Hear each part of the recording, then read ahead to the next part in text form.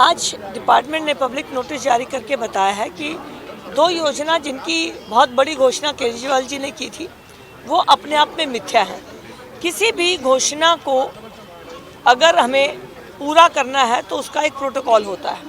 पहले कोई भी पॉलिसी का ड्राफ्ट बनता है, budget estimate, budget allocation, cabinet की बैठक और फिर योजना का नोटिफिकेशन। और इसके करने के बाद ही आप किसी को मुख्यमंत्री या पूर्व मुख्यमंत्री कह सकते हैं कि ये योजना दिल्ली सरकार की है। पूरे 10 साल के अंदर कभी भी केजरीवाल साहब ने इन योजनाओं का जिक्र बजट में नहीं किया, कोई बजट एस्टीमेट नहीं आया। कभी भी कर सकते थे। 10 साल से उनकी पूर्ण बहुमत की सरकार थी, लेकिन पूर्ण बहुमत की सरकार होते हुए भी ना उन्होंने कभी संजीवनी के बारे में सोचा, ना महिलाओं के लिए।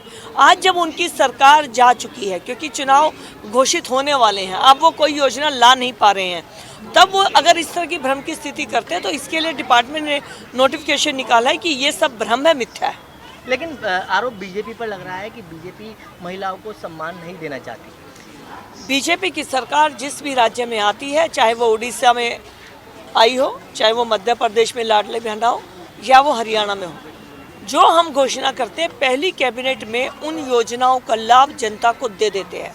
और इसका बहुत बड़ा उदाहरण आयुष्मान योजना, उज्ज्वला योजना, प्रधानमंत्री अन्न योजना है।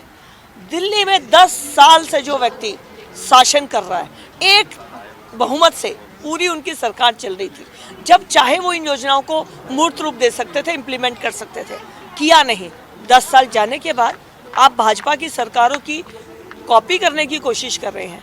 लेकिन केजरीवाल साहब, हमारा संकल्प हम पहली मीटिंग में पूरा करते हैं, आप सिर्फ भ्रम फैलाते हो। अरविंद केजरीवाल जी जो कर्म करते हैं उनके फल मिलेंगे, इस बात को समझ चुके हैं। इसीलिए जब उन्होंने एक्साइज पॉलिसी की तो पहले ही उन्हें समझ में आ गया था कि जो मैंने घोटाला किया है और मेरे घोटाले के शामिल दोस्त अगर सरकारी गवाह बन गए तो यानी मुझे जेल में जाना पड़ेगा। मेरे सारे सबूत मिल गए, पहले ही बोलना शुरू कर दिया।